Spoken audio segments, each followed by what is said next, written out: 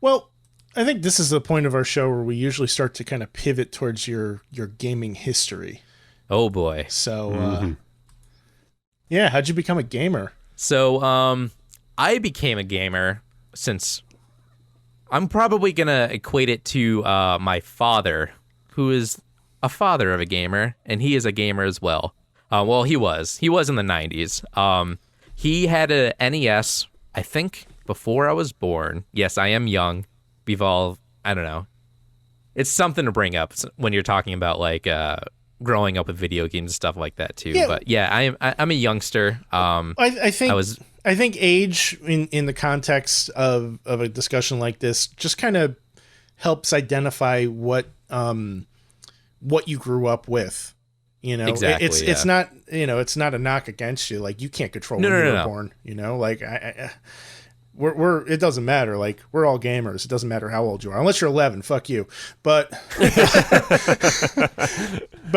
you know, like, I grew up with different games than you grew up with because I'm like, I don't know, 30 years older than you. Yeah, you are. But yeah, no, it is something important to talk about too, because like I'm gonna be gushing about a couple of consoles that you guys might not have like really enjoyed, but it's because like I grew up with them and you guys didn't, you know.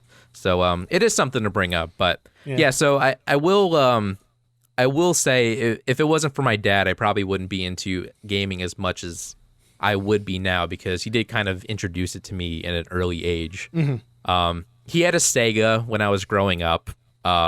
So I remember a little bit of playing like some Sega stuff, but I was never really like super into it because I was pretty young. I actually remember playing it at Big Y in Derby. I don't know why. Oh, gosh. For some reason, they had a daycare at Big Y at one point. Yeah. Weird. I remember that. Yeah. So I remember playing Sonic 2 there, and I think a Little Mermaid game as well. God, this is so bizarre. Yeah, I don't know why. It's one of my earliest memories is playing Sonic 2 and the Little Mermaid at Big Y in Derby, Connecticut. The most American grocery store ever. Oh, yeah, God. I know. But yeah, it was those games were super fun, but my dad was definitely like a PC guy. Like, I remember like in my family, he was probably one of the earliest people to get a PC or a computer. So he was really into like gaming and stuff. Like, we had Duke Nukem. That was a game that we played a ton of when I was a kid. And I can never remember the name. I called it Kick Butt. So, because that's what he does. And I think it was just something easy to remember it by. But yeah, I remember calling it Kick Butt. And what was the other game? Oh, Redneck Rampage 2, which is made by the same people. Oh, God. That was I forgot about that. Yeah. That does ring a distant bell. These are games that I shouldn't have been playing when I was a kid, but I was. I mean, yeah. Oh, sure. We all were. But yeah, Duke Nukem was like, I know like you're a huge fan of Doom, Drew. Yeah. Duke Nukem was my Doom. Right. For sure. I played a ton of that. I didn't really get into Duke Nukem in the same way. I had a copy of it. If my mom knew what I was playing, I probably wouldn't have. Right. Because like I think I was probably, I want to say like 10 or 11 when that came out, maybe 12. Yeah. You know, we had a Windows PC. It was like a Windows 95 computer.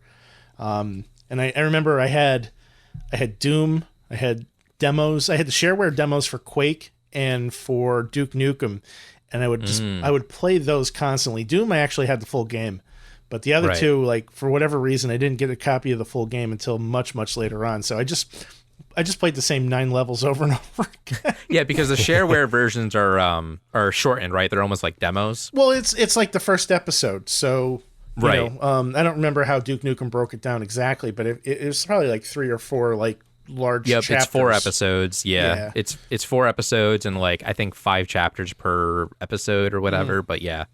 So you would have, in the shareware version, you would have had the entire first chapter of the first episode. Right. Yeah, that makes sense. And that's significant. Like, that's a good chunk of gameplay. Yeah, that's probably my favorite chunk of that game, too. I really like that first episode of Duke Nukem. Yeah. But yeah, I played a ton of that. And, like, of course, I was a kid, too. So I played, like, Pajama Sam. I played a cat dog game. Like, you know, just those kiddie games that were on PC in the 90s. Yeah. Pajama Sam.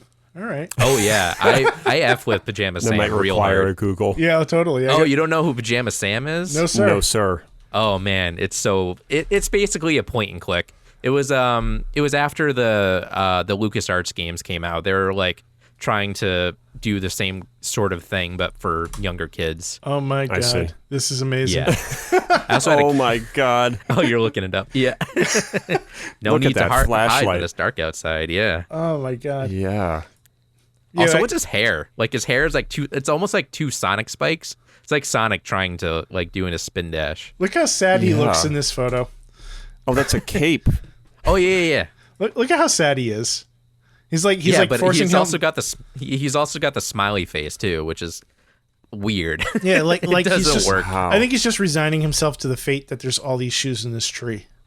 Yeah. Yeah. It's like the Shire, but like on acid.